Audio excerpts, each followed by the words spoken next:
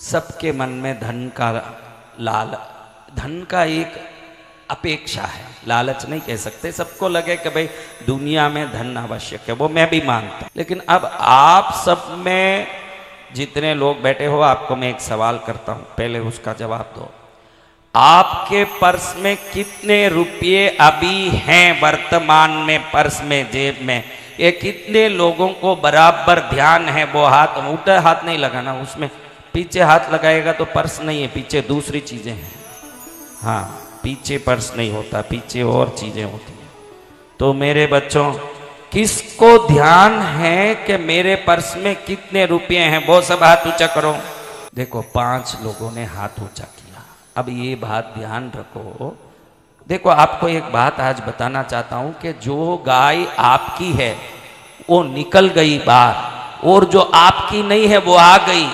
गई हुई की आई हुई की जो गिनती ही नहीं रख सकता, वो क्या ग्वाला बनेगा ना? जेब के पैसे तक का जिसको ध्यान नहीं है, वो क्या धनवान बन के संसार पर राज करेगा? पहले इसका जवाब दो। जय जय गुरुदेव। पहले इसका जवाब दो कि आपके धन की प्रज्ञा होगी। मैं बोलना तो नहीं चाहिए, दिवंगत आत्माओं के बारे में बोलना नहीं चाहिए, लेकिन उदाहरण के लिए बोल रहा हूं, अपमानित करने नहीं बोल रहा हूं। इस संसारिक शरीर के पिताजी रात में 2 बजे उठते थे, रात में 3 बजे, रात में 12 बजे। ये माँ की सौगन से बोल रहा हूं, सामने बैठी हुई भगवती की सौगन से, कि इस संसारिक शरीर के पिताजी हर हफ्ते में 4 बार रात में 2 बजे 1 बजे उठ जाते। हम बहुत छोटे थे, सोचते ये क्यों घड़ी घड़ी उठ रहे हैं, तो सीधा तिजोरी की तरफ जाते। तिजोरी में बैठ के तिजोरी खोल के रात में अचानक 2 बजे कितने पैसे रखे हुए गिनने लगते। मैं कहता पिताजी नींद बिगाड़ के यूं क्या करते हो? वो बोले नींद बिगड़े वो अलग बात बेटा, मेरे लक्ष्य को प्राप्त करना जरूरी है, उसके लिए मेहनत करता हूं। इसके पीछे कुछ कारण भी रही। मेरी अपनी बात कहूंगा तो आपको थोड़ा समझ पड़ेगा कि मेरे नाना जी बड़े हीरे के व्यापारी थे। इसी राजस्थान के सोजत के पास बगड़ी गांव के बहुत बड़े व्यापारी थे, हीरे के व्यापारी। पिताजी भी उसी गांव के। तो ऐसे ही माता पिता का विवाह हो गया, और मेरे पिताजी उस समय में एक छोटा मोटा कोई लोगों से माल लाके दूसरे दुकान में देना, उनसे कमीशन लेना, ऐसे छोटे से कमीशन ब्रोकर थे। तो एक बार मेरी माँ अपने पियर गई, तो मेरे नाना जी बड़े हीरे के व्यापारी थे, तो तरह तरह की हीरे की नथनी दिखाई। तो मेरी माँ ने गलत सोच लिया कि पिताजी कुछ देना चाहते हैं इसमें, इसलिए दिखा रहे हैं। तो उन्होंने एक पसंद कर लिया, एक नथनी पसंद कर ली, वो लेके आ गई अपने साथ अपने घर पियर से। मेरे पिताजी को दिखाया कि पिताजी ने ये दिखाया, मैं लेके आई हूँ। तो उस जमाने में कार्ड चलते थे, कार्ड पाव आना के। एक आना यानी 6 पैसे का 1 आना होता था, 1.5 पैसे का कार्ड होता था।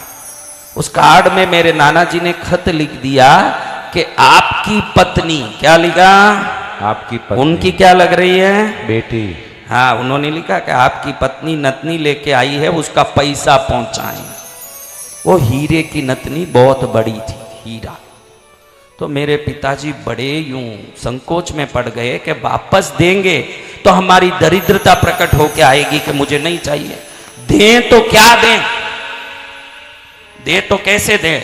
घर में जो भी पीतल के, उस जमाने में पीतल के बर्तन चलते थे, जबकि बात मैं कहता हूं, तो घर के जो भी पीतल के बर्तन थे, जो भी चीजें थी, सब बेचनी पड़ी। यानी एक प्रकार से झाड़ू तक खाली करनी पड़ी, और फिर जाके वो पैसा इकट्ठा हुआ भेजा। उस रात में मेरे पिताजी ने प्रण लिया कि जिस आदमी ने मेरे सामने पैसा मांग के मुझे नीचे दिखा दिया, उस आदमी के सामने सिर ना ऊंचाऊं जब तक नींद मेरा हराम है, ये शपथ लिया हूं। और मेरे जीवन में भी लोगों को पैसे के लिए ज्ञान देने के पीछे ये सब घटनाएं कारण है। मेरे जीवन में मैंने देखा है बचपन में ये सब बात, तो मेरे जीवन में ये कारण बना। उसके बाद मेरे पिताजी धीरे धीरे कुछ चीजों को शोधने लगे। आप बोलते हो ना पैसा बहुत कठिन है कमाना, नहीं है। बुद्धि लगा दोगे तो पैसे से इस संसार में कोई सरल चीज ही नहीं है, मैं गारंटी लिख के दे सकता हूं, वो इतनी सरलता से आती है। मेरे पिताजी ने 2 चीज चेक की, वो ढूंढते ढूंढते एक चीजें चेक की जो आपको आज बताता हूं। ये जो मोटर स्पेयर पार्ट्स होते हैं ना, मोटर स्पेयर पार्ट्स, इसमें मोटर को चालू करने एक वस्तु होता है जिसको स्टार्टर बोलते हैं। एक कुओं में जब मोटर लगते हैं उसके स्टार्टर में अंदर एक ऑयल भरता है, 1.5 लीटर की ऑयल भरती है उस टैंकी में, तब वो स्टार्टर के जो नॉब्स चालू होते हैं तो गर्म नहीं होते हैं और वो ऑयल में डूबी हुई वो नॉब अच्छे से चलती है, समझा। तो ये जो ऑयल है जो मोटर में लगती है, यही ऑयल ये जितने भी कार वगैरह जिसमें आप अंदर भरते हो ना आगे, वो ही ऑयल है। तो ये ऑयल इधर 6 रुपए में बिकती है, वही ऑयल उधर 60 रुपए में बिकती है। मैं ये बात आपको 70 वर्ष पुरानी बात बता रहा हूं। तो मेरे पिताजी ने 2 चीज ध्यान की कि स्ट्रिप्लेक्स स्टार्टर में जो स्प्रिंग आता है वो स्प्रिंग ही आज से 70 साल पहले BMW कार का स्प्रिंग हुआ करता था। वो स्ट्रिप्लेक्स में 12 रुपए में डजन मिलता था और BMW में एक स्प्रिंग 24 रुपए में बिकता था। तो 12 रुपए में पूरा डजन लाके एक स्प्रिंग 24 रुपए में बेचे 288 रुपया। 12 रुपए में स्प्रिंग लाके 70 वर्ष पहले 288 रुपए में बेच के मेरे पिताजी ने 1 वर्ष में अरबों रुपया कमा लिया। जय जय गुरुदेव। तो मैंने उसके बाद वो इंग्लैंड से कॉपर भी इंपोर्ट करने लगे, भारत में इंपोर्ट करने लगे मेरे पिताजी। कॉपर इंपोर्ट लाइसेंस के इंडिया में 2nd नंबर के व्यापारी रहे। उसके बाद जिनका घर खाली हुआ, जिनका घर बर्बाद हुआ, वो भारत के सबसे बड़े आयात निर्यात वाले व्यापारियों में, यानी विश्व के किसी देश से कॉपर इंडिया में आता था वैसे अरबों पतियों में दूसरे नंबर में मेरे पिताजी का नाम था। और ये जो जितना बड़ा ये हॉल है ना, इतने बड़े हॉलों में पैसों के बोरे भरे हुए मैंने मेरे जिंदगी में देखे हैं मेरे घर में। हाँ, तो आप ये समझ लेना जीवन में कि मेहनत जब तरस और जब तड़पड़ाहट के साथ होता है तो वो निश्चित इस जीवन में पाके ही रहेगा। ऐसा उदाहरण मैं 10,000 दे सकता हूं। आप क्या पाओगे जिस जेब में है वो पैसा ही कितना है जिसको कोई ठिकाना नहीं देखने का।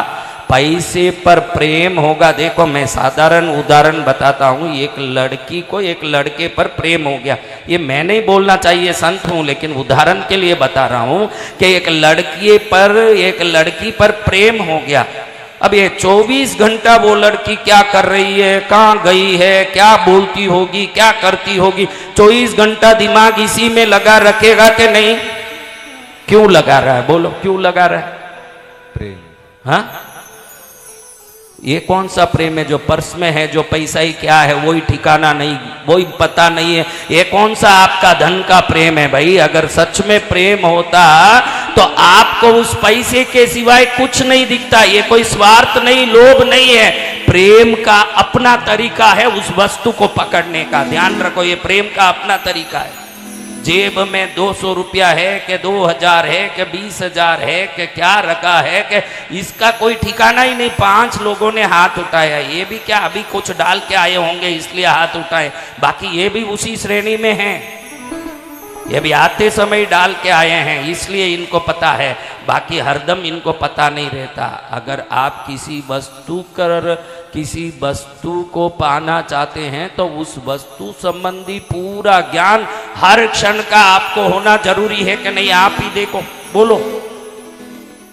अगर आप कंप्यूटर चलाना चाहते हो ना, आप 50 साल पहले की जिंदगी जी रहे हो तो चला पाओगे? नहीं। अपडेट होना ही जीवन का सबसे बड़ा फॉर्मूला है कि अपडेटेड रहें, आज की तारीख की जिंदगी को समझते रहें। आज के तारीख में मेरे पर्स में कितने पैसे हैं, मेरे गले में कितना पैसा है, मेरे अलमारे में कितना गहना पैसा है, मैं कितनी पूंजी का मालिक हूं, ये पहले समझ नहीं आएगा तो मैं कितना पूंजी का मालिक बनना चाहिए ये कैसे समझ आएगा भाई? आप बता दो। हाँ, बहनों की भी बड़ी गलतियां हैं बहनों। बोलो, देखो ये कुत्ते को पत्थर उठा के मारती हो, नजदीक आएगा कि भागेगा? एक कुत्ते को बिस्किट दिखा रहे हो, नजदीक आएगा कि भागेगा? नजदीक आएगा। तो अब आपको गहने चाहिए क्या? किस किस को गहना चाहिए? अच्छा, जो भी आज आपके पास है, सब सुन लो, आज आपके पास जो भी है, किसी शादी में खूब लटका के जाती हो, जो भी है, पड़ोसी का भी कभी कभी लेके पहन के भी चले जाती हो, ये अलग बात, होशियारी तो दिखाती हो, ये सब अलग बात। लेकिन जो पहना अपने पास जो भी था, शादी में उस चीज से ही तो खुश होके वहां घूमती रहती हो। आप लोगों को अपनी योग्यता का चमक दिखाने की विचार आती है कि वेशभूषा के चमक से जिंदगी बिता रहे हो? पहले ये बताओ, बोलो बोलो। यानी आपके अंदर कुछ है नहीं। ये समोसा बिन मसाले का है। ये समोसा कैसा है? बिन मसाले का। अंदर कुछ नहीं, खोखला है, लेकिन बाहर से ऐसे दिखता है कि देखने वाले को लगे कि पहले इसको ही खरीदो। शादियों में जाती है बहनें, न संस्कार न सद्गुण, मेकअप इतना भारी, गहने इतने भारी, और उधर ऐसे घूमे जैसे एलिजाबेथ रानी है। लेकिन अब आप बोलो, आपको एक बात पूछता हूं, जैसे शादी से वापस आओ, इसी गहनों के कारण, इसी धन दौलत के कारण तो मां इतराती घूम रही थी कि नहीं?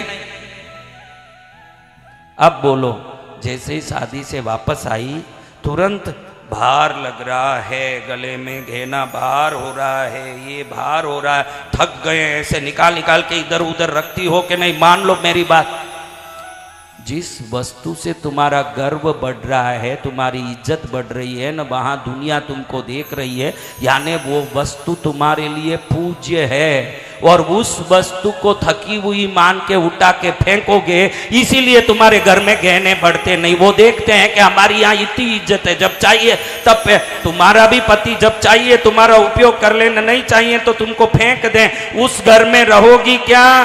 नहीं। तो तुम्हारे गहने समृद्धि ये नहीं बढ़ने का कारण है। हर हालत में आपको मूल्य देने वाले वस्तुओं को इज्जत देना चाहिए। वापस आए भले ही थक गए, बड़े आदर के साथ धन्यवाद बोल के खोल के, तुम्हारे कारण आज मैं बहुत अच्छे से वहां खड़ पाई और मेरा इज्जत बढ़ा, तुम सब गहनों को मेरा धन्यवाद है, ऐसे आदर से उसको खोल के रखोगे, अगले दिन देखोगे कि ये गहने को और पाने की समृद्धि तुम्हारे जीवन में बढ़ने लग गया है, और बढ़ेगा और बढ़ेगा। जय गुरुदेव। बढ़ेगा कि नहीं? बढ़ेगा, अवश्य बढ़ेगा। लेकिन तुम लोग क्या करते हो? बड़ा राडो का घड़ी पहना दुनिया में, हाँ काम ही नहीं है, फुल शर्ट पहना हुआ है, अंदर राडो घड़ी छुप गई। अब इसको लगे कि घड़ी नहीं दिखे, घड़ी घड़ी शर्ट को आगे खींचे ताकि शर्ट भले कुछ भी जाए, राडो घड़ी दिखना दुनिया को। लेकिन घर आते ही ऐसे खोल के फेंकेगा। थक गया उस घड़ी से। जिस चीज से तुम थक जाओगे वो चीज तुम्हारी जिंदगी में तुम्हारा सहयोग कभी नहीं करेगा। जिस चीज को तुम प्यार करोगे वो चीज तुम्हारी जिंदगी में तुम्हारा सहयोग करने वाला है। जय जय गुरुदेव। समझ रहे हो बा? जी भगवान। समझ आ गई? तो आपको जो जो चीजों की कीमत दिखती है, भले बाहर दिखती हो कि कहीं भी दिखती हो, उसको हर हालत में हर समय कीमत दो, भले कोई हो या ना हो, अकेले हो कि दुनिया के सामने हो। गहने तुम्हारी शान बढ़ा रहे हैं तो शान बढ़ाने वाले वस्तुओं का शान बढ़ाना सीखो, तुम्हारा शान बढ़ेगा। तुम ऐसे नहीं, जैसे ही कहीं बढ़िया साड़ी पहन के गई होगी, वापस आके ऐसे खोल के पटकेगी जैसे कोई वो पीड़ा हो, इसके लिए कांटा हो। करती हो कि नहीं? देख लो मैं क्या बोल रहा हूं कि तुम जैसे ही वापस आएगी, पसीना हो रहा है, फेंको। इसी से तो मां इतराती घूम रही थी, यही अभी पसीना दे रहा है तेरे को। वो बोलता है कि अब मैं तेरे जीवन में ज्यादा नहीं आऊंगी, जितने हैं उसका मजा ले, अब बढ़ने वाली नहीं हूं क्योंकि तुमको मेरी इज्जत नहीं है। और संसार में वही वस्तु बढ़ेगी जिसकी तुम इज्जत करोगी। हाँ, वही वस्तु बढ़ेगी जिसकी तुम इज्जत करोगी। इज्जत दिया क्या? नहीं। सच मान लो, इज्जत दिया तुम लोगों ने? नहीं। दुनिया को दिखाने के लिए पहना, दुनिया में नाम करने के लिए पहना, असली में तुमको उस चीज की इज्जत ही नहीं है। और जिस दिन तुम इज्जत दे दोगी वो चीजें प्रसन्न होके अनंत गुना बन के तुम्हारे जीवन में आना शुरू कर देगी। बहुत सारे आएगी, लगातार आएगी, धम धम आएगी। जय जय गुरुदेव। कितना आनंद होगा, सोचो कि 20-40 गहने हों, वो कब होगा? हाँ, तो आज से ये ध्यान रखो कि हमारी मूल्यवान वस्तु का मूल्य का आदर दें। कपड़े खोलें कोई बात नहीं ना, अब एकदम भारी साड़ी पहन के गए, वापस आके उसी को पहन के थोड़ी सो सकेंगे, चुभेगा वो। लेकिन खोलते समय धन्यवाद भाव से खोले। भाई ये तुमने मेरे वहाँ पर कार्यक्रम में इज्जत बढ़ाया, तुमको धन्यवाद, बड़े प्रेम से। हम क्या करते हैं, बोलो? हाँ, ऐसे मत डालो। आप सब ये ध्यान रखो कि वस्तुओं का उपयोग निर्जीव समझ के मत करो। निर्जीवों में भी वही ऊर्जा है जो जीवित वस्तुओं में है। जय जय गुरुदेव। ऊर्जा सब में, उसमें जीव नहीं है लेकिन ऊर्जा जरूर है। क्या है? ऊर्जा। वो ऊर्जा घूमती है, हमको बोलते हैं ऑरा फील्ड। क्या बोलते हैं? ऑरा फील्ड, आभा मंडल।